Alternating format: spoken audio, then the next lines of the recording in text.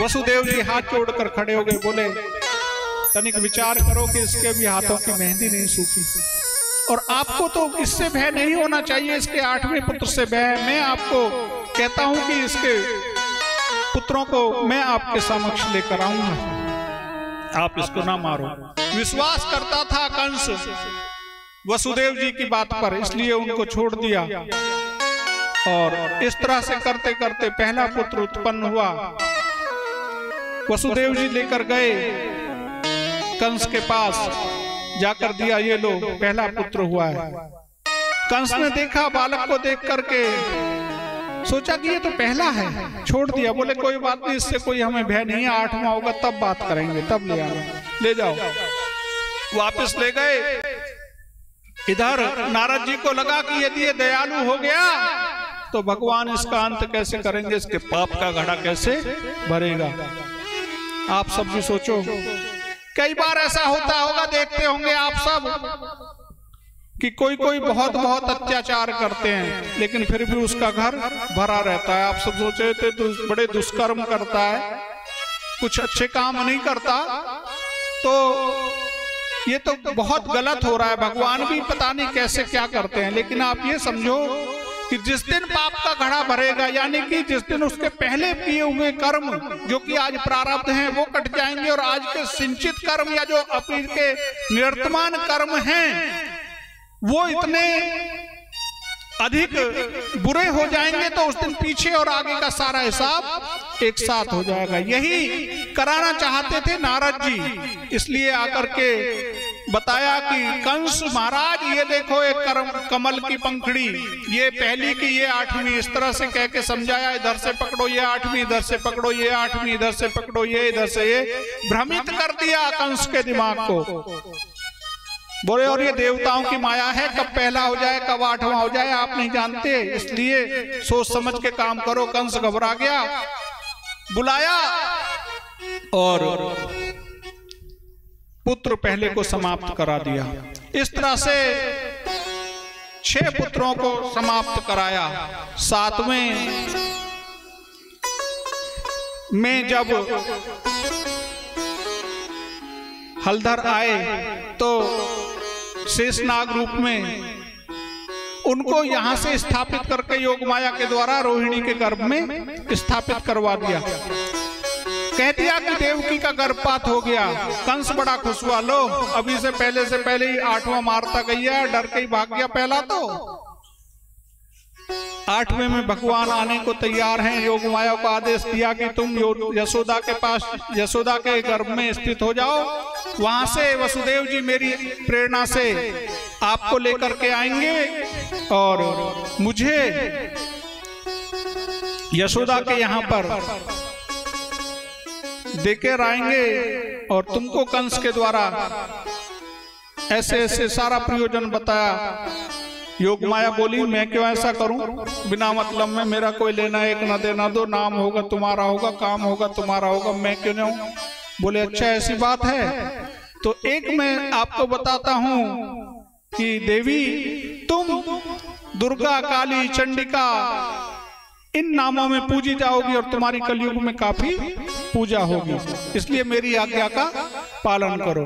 प्रसन्न हो गई योग माया और स्वीकार कर लिया भगवान की आज्ञा को। 8वें में जब गर्भ में आए हैं प्रभु, तो बहुत अधिक प्रसन्नता चेहरे पर देवकी के है। जब वो काल आने को हुआ, रात्रि के 12 बजे निशीथ काल, और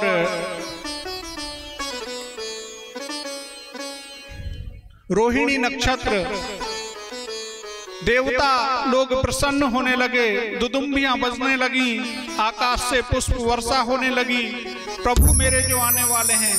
रात्रि में कमल खिलने लगे, चिड़िया चहकने लगी, बड़े ही सभी उत्साह में हैं क्योंकि प्रभु जो आज आने वाले हैं। भगवान नारायण चतुर्भुजी रूप में प्रकट होने लगे, किन्नर गंधर्व मधुर स्वर में गान करने लगे, सिद्ध और चारण स्तुति करने लगे। बादल गर्जना करने लगे। जनार्दन के अवतार का समय, भादों का महीना, रोहिणी नक्षत्र, अष्टमी तिथि, निशीत काल, कृष्ण पक्ष, बुधवार रात्रि के ठीक 12 बजे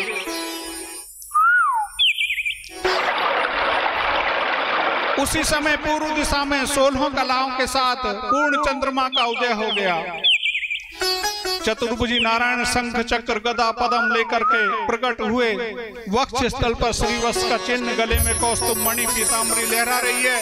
श्यामल शरीर पर किरीट और कांतिमान कुंडलों की शोभा, समझो आह अद्भुत आनंद, परमानंद, रोम रोम परमानंद में हो गया भगवान को देखकर वसुदेव जी का और देवकी जी का।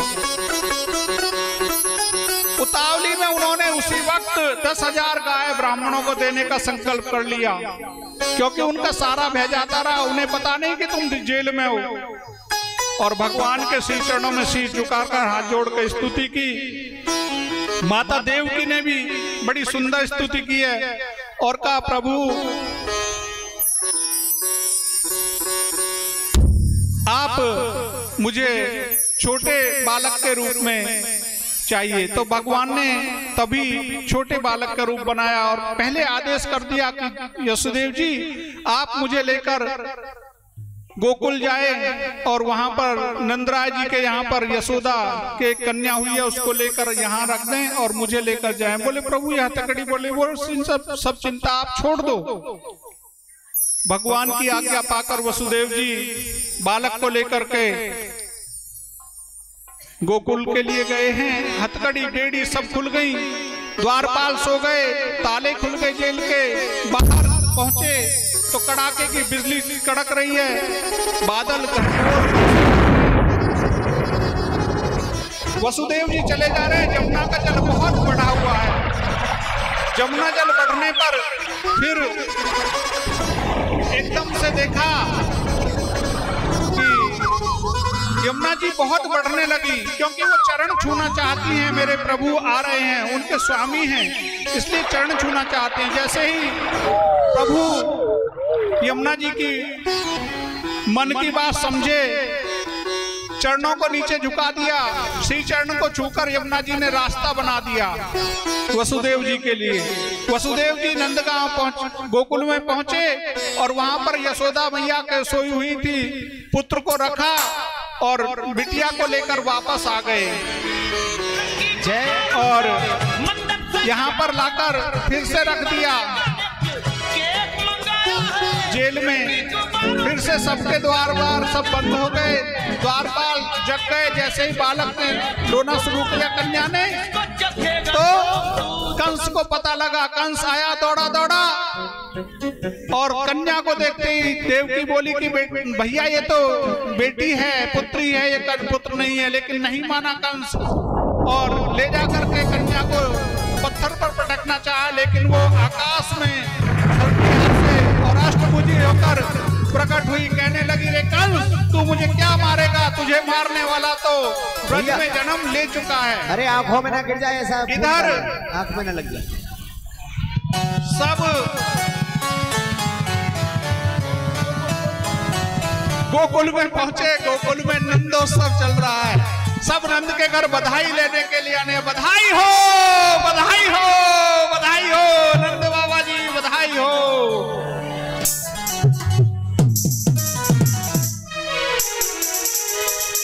बोलिए बांके बिहारी लाल की जय। हो चिरजीवे श्याम कन्हैया, हो मैया तेरो चिरजीवे श्याम कन्हैया। हो चिरजीवे श्याम कन्हैया,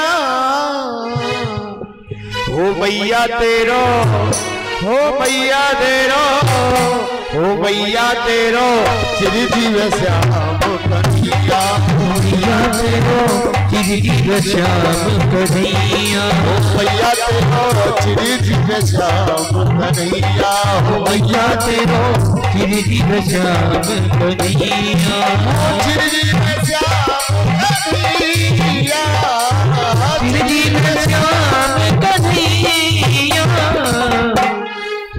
भैया तेरो हो भैया तेरो हो भैया तेरो चिरंजीव श्याम कन्हैया हो भैया तेरो चिरंजीव श्याम कन्हैया। महाराज जी के पास तक लाए पहले कन्हैया को। भैया पहले महाराज जी के पास ले आए।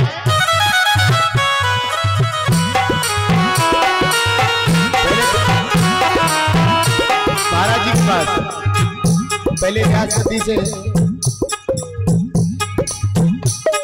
ओ मथुरा में हरिजन लियो है मथुरा में हरिजन लियो है मथुरा में हरिजन लियो है मथुरा में हरिजन लियो है गोकुल बजत बधैया गोकुल बजत बधैया हो भैया तेरो हो भैया तेरो हो भैया तेरो चिरंजीव श्याम कन्हैया हो भैया तेरो चिरंजीव श्याम कन्हैया हो भैया तेरो चिरंजीव श्याम कन्हैया हो भैया तेरो चिरंजीव श्याम कन्हैया।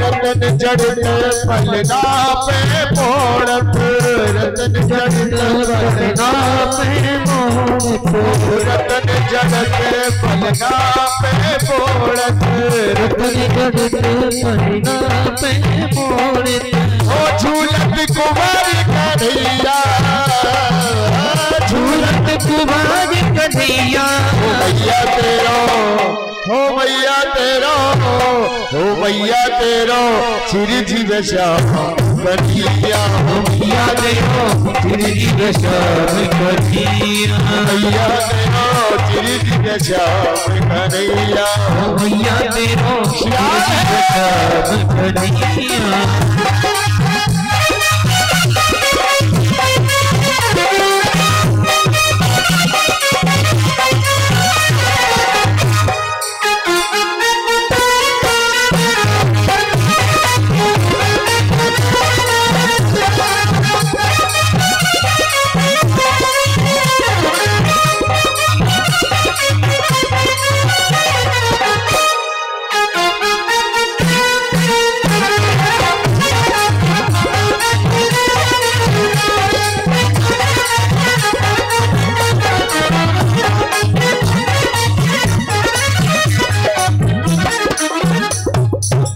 चलो सखी दर्शन करियावे चलो सखी दर्शन करियावे चलो सखी दर्शन करियावे चलो सखी दर्शन करियावे जगत है दाऊद के भैया फिरते हैं दाऊद के भैया भैया तेरो हो भैया तेरो हो भैया तेरो चिरंजीव श्याम कन्हैया हो भैया तेरो चिरंजीव श्याम कन्हैया हो भैया तेरो चिरंजीव श्याम कन्हैया हो भैया तेरो चिरंजीव श्याम कन्हैया हो भैया तेरो चिरंजीव श्याम कन्हैया। बोलिए बांके बिहारी लाल की जय हो। चलो भैया चला दो चला दो। बोलेंगे